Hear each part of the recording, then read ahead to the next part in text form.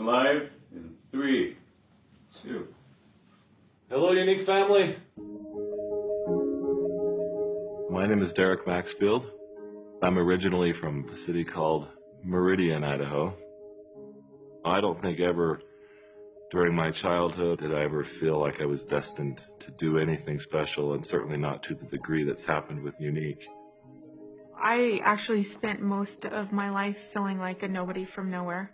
Because I came from a small community, I had to take a really good look at my life and do a lot of soul searching to figure out what I can offer and what I do have to contribute.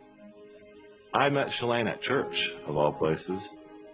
She really allowed me to spread my wings and didn't hold me back. And I fell in love with her and with that. 3 months later, we were engaged. We went to stay with my parents for the summer.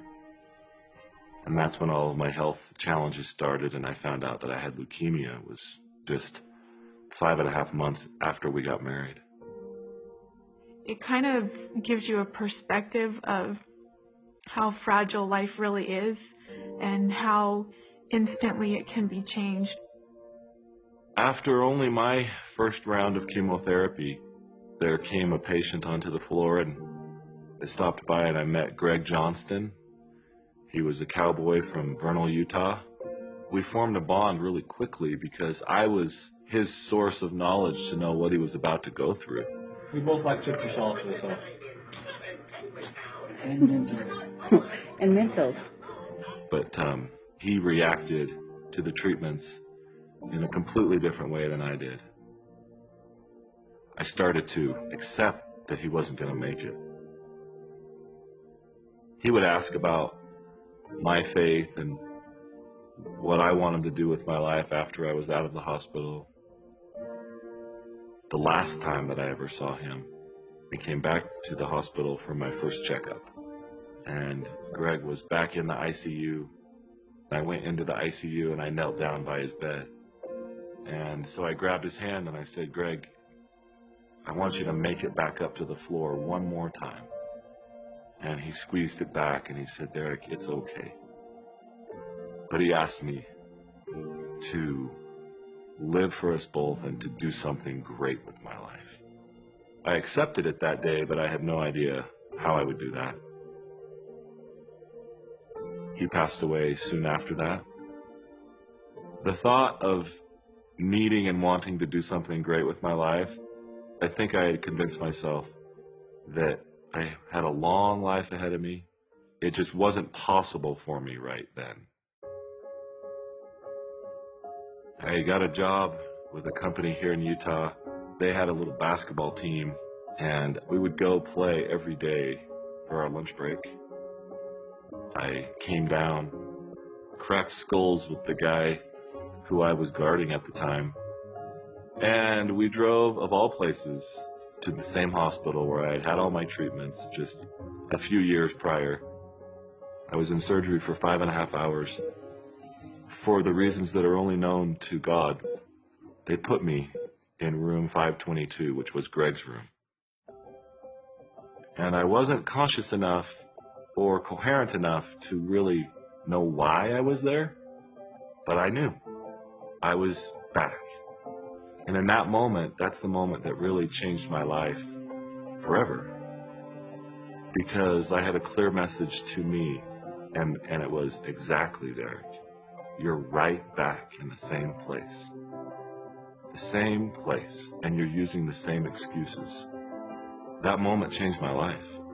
I was driven to no longer use excuses and to no longer think of the need to do something great as so far in the future.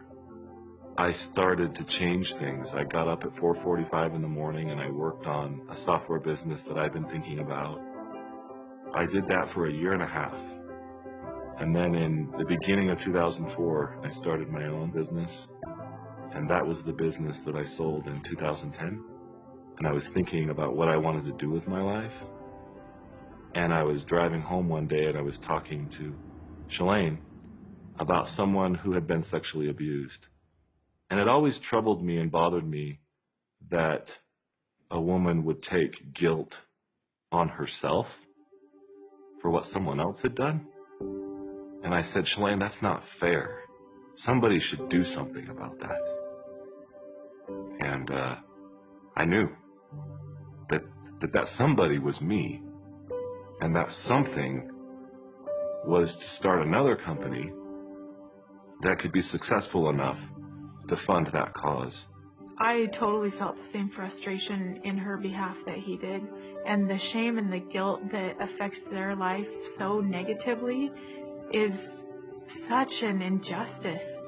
A very detailed thought came into my mind, and it was a retreat that was nestled in the mountains, and a place for these women to begin a healing process.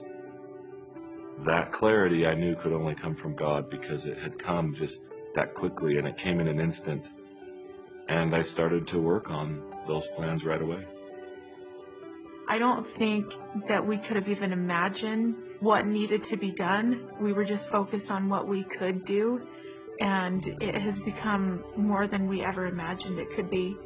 We're trying to reach all of them through a message of hope, and a message that this is not your fault, and to have a chance for them to reclaim the hope that was lost and perhaps taken from them. We've had approximately 1,800 women come through the retreat. I see faces every time I hear the number. It's Sarah, and it's Heather, and it's Heidi, and it's Amanda. It's not just numbers for me, it's people. I think when you give someone hope, they can then become the steward of their own healing. But that's the point, is that we simply open the door, help them feel that there is hope. And that's the goal of the retreat, and I think that we are accomplishing that. I'm grateful for all the people that drive Younique and all the presenters out there, because it is through them that we really accomplish the means by which we can support this cause.